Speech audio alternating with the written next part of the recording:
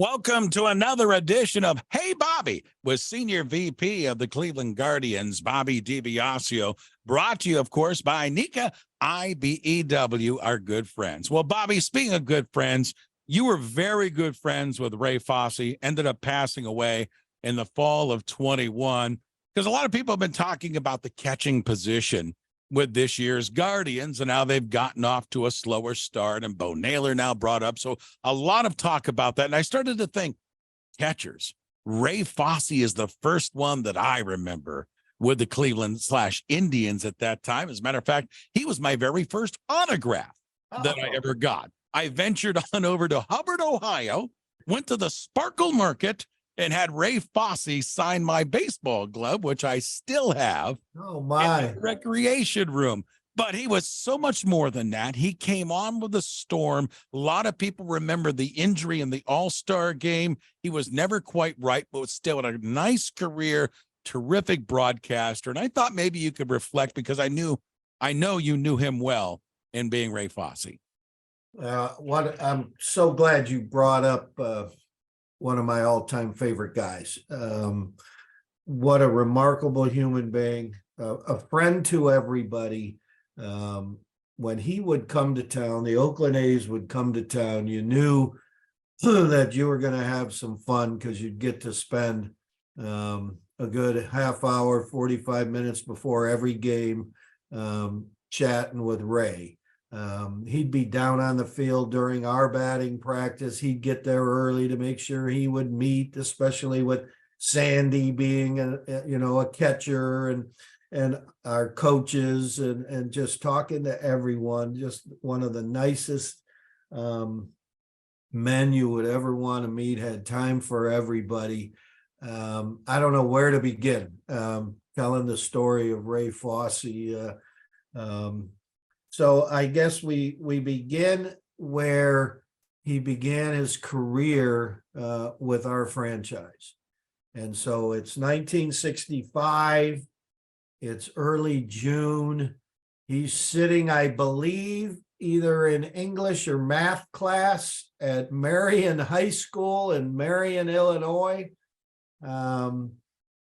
That's one of the first drafts, if not the very first draft. I'd have to double check that, but I think I'm right. I should know that, but I think it was the first draft. And if you think back to school classrooms in the mid-60s, there was a telephone in the classroom. So Ray is sitting in the classroom and the phone rings in his class. And the teacher goes to answer it and hangs up and turns to Ray and says, "Mr. Fosse, you're wanted in the principal's office." And there were people who knew that the draft was that day. And there were other people in the classroom, Ray says, that had no idea. And so they were oohing and ahhing because they thought Ray was in trouble, that he had to go to the principal's office. But the ones who knew it was the draft were like, oh, maybe this is something really fun happening in your life. You got drafted, because he was one of the top high school players in the country at that time, obviously. So he goes into the principal's office, and the principal hands him the phone. And when he hands him the phone, he said, "Congratulations." So Ray's like, oh my, something good's about to happen. So he gets on the phone, and it's a scout from the Cleveland Indians telling him that he was drafted number 1 by the Cleveland Indians, the 7th pick overall, and talked for a couple seconds. And he said, so unlike today's world of the draft, I hand the phone back to the principal, and the principal talks to the scout for 2 seconds, hangs up, and looks at me and says, "Get back to English class." So that was his entree into the world of professional sports. But again, 7th overall pick. Well, he comes up in what, Bobby, 1970. He's 67, actually. I mean, believe it or not, he played in the bigs, his major league debut at the age of 20. Oh, okay. But he only played 13 games. Okay. In 67. And then in 68, he played 1 game. in the big leagues. And then in 68 or in 69 is when he started to really be the number one catcher. He was kind of platooning a little bit with Duke Sims, right? Yeah, at that time, Duke. And then he obviously took over in 70, 71, becoming an all-star. We all know what happened in the all-star game. In your talks with Ray, go back to that all-star game. How did he, I don't know if I've ever asked you this question, be honest with you. How did he look at the play where Pete Rose barrels him over at the plate, gets injured? I guess it was finally diagnosed that he had a separated shoulder, even though the original diagnosis didn't show that. How did he look back at that play? Did he ever talk to you about that? Oh yeah, we talked about it a lot.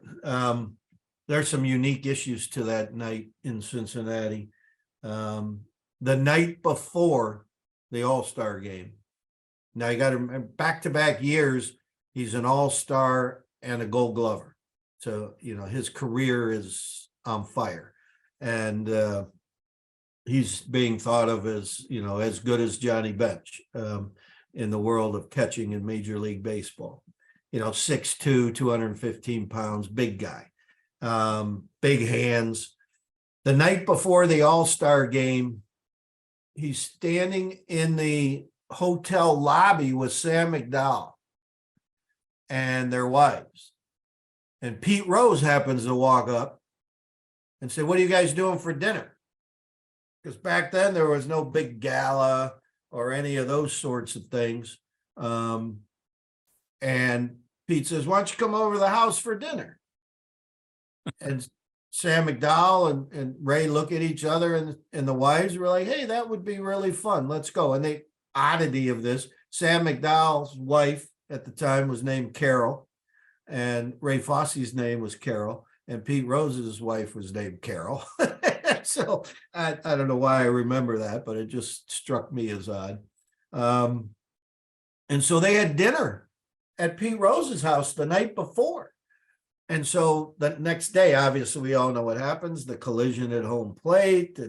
And Ray thought that he always believed Pete Rose had said he didn't do anything malicious, that he felt that he was actually trying to get away from him. And it just so happened in the heat of the moment that they ended up colliding. And so for many, many, many years, Ray Fosse did not harbor any ill feelings towards Pete Rose until Pete Rose wrote his book. And in his book, he says that he went after him because that was how you played baseball then. That's who I was. That's how the game was played. So then Ray from that day forward did not like Pete Rose at all, and ended up, his daughter and he started a website that talked about his side of it, because Ray would never say anything because other than, Pete has said his piece. And so that's how he feels. I'm fine with it. And then he all of a sudden in a book changes 180 degrees that he did go after him. And it affected his career, even though he played 12 years. That 12-year career speaks to his incredible toughness as a man behind the plate with a bum shoulder. And back then, surgeries weren't anywhere near what they are today. And so he had a disdain for Pete Rose from the moment that book came out. He had 2 World Series rings with the Oakland Athletics, and as Bobby mentioned, went on to just a terrific career broadcasting for the Oakland Athletics, Ray Fosse. The other subject I wanted to touch on today, and we're talking with Senior VP of the Cleveland Guardians, Bobby DiBiasio, is the Terrace Club. We've all enjoyed the Terrace Club at some point or another, either looking or going in, seeing the Bob Feller Museum inside, whatever it might be at the Terrace Club. So, Bobby, I want you to explain the Terrace Club then the idea of the club when the ballpark was originally built, what is encompassed in the Terrace Club now, and then with the announcement in the offseason of the renovations, what that Terrace Club area will look like in the future. One thing fans, I'm glad you brought up the Bob Feller exhibit. One thing fans absolutely have to do when they visit Progressive Field this season in 2023 is get up to the third floor of the Terrace Club. It's open to the public, and just take a walk through Cleveland Indians history through the eyes of the greatest name who ever played for our franchise. There's some remarkable artifacts, memorabilia. A lot of people are unaware that Babe Ruth's final visit to Yankee Stadium when he said goodbye, he had died of cancer just a few months after that farewell at Yankee Stadium. He needed a baseball bat to lean on as a cane because he couldn't walk real well, and that was Bob Feller's bat. I have that picture in my rec room up. Yeah. Because you told me about that story. Yeah. So, the quick story on that is the Cleveland Indians were in the third base dugout that day. And the third base dugout used to be the home dugout when Babe Ruth played at Yankee Stadium. And so on his last visit, he wanted to go into his old home dugout and clubhouse and see his locker. And then when he got to the dugout, he and Bob Feller had known each other for a long time. He sat down with Bob, and Bob had his bat leaning in between his legs as they were talking in the dugout. And as it was time for him to get to home plate area, he just grabbed the bat and got up. They helped him up the steps and onto the field. And that incredible photo, the picture from behind with a massive Yankee Stadium filled to capacity. It's a pretty cool photo. We have that, and the storytelling and the bat. It's pretty cool. And all of Bob Feller's life, from being an American Legion baseball player to his time with us, of course, some Hall of Fame items, some items from the U.S. Navy, how Bob was a pitchman for so many different companies in his day, and the board games and such that we have on display. It's really a cool display. And again, it's free to the public. You can go up there, anybody who has a ticket to a game can go up there and grab a bite to eat and visit the exhibit, but you need to do it now because that's going away. And we're redesigning the upper deck of our ballpark for the opening of the 2025 season. And the Terrace Club is going to be a major renovation. We're going to take those triangular windows out and have it open air. It's going to be a more expansive social gathering spot. When it first opened, it was probably the best fine dining restaurant in Cleveland, with the best view, I should say, because you got to view a championship caliber baseball team while you were dining.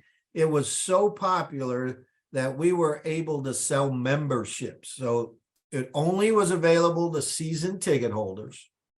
And then in addition to your season tickets, you had to have a membership to the Terrace Club. And there were two sittings. For a 7:10 game, there was a sitting at 5:45, and we asked you to leave at 6:45. And then the second group would come in at 7, and they could stay for the rest of the game. And unbelievably popular. It was a wonderful revenue generator for us, one of the newest concepts in sports at that time. It allowed us to be on par with the major market teams like the Yankees for payroll, et cetera, even though the payroll of those 90 teams with Albert and Kenny and Carlos and Sandy and Charlie and Omar and Manny and that whole crew was only about $60-70 million back then. And then regional sports networks came about and sports marketing started to go crazy, and the Yankees jumped to 200 million because of the eyes and ears in New York. And we obviously have to stay near where we are. So it was a wonderful financial benefit to us, but also to the fans who truly enjoyed it. Now, and you think about mid-90s, people had money in their pocket. Fine dining at a baseball game, it worked though, but it only worked for a number of years, and then it just didn't work anymore. Oh. And so that concept went away. And over the years, sitting down and having a meal just wasn't in the way people were looking at coming to the ballpark, especially when we upgraded to 13 local restaurants out in the ballpark. And the fact that the neighborhood started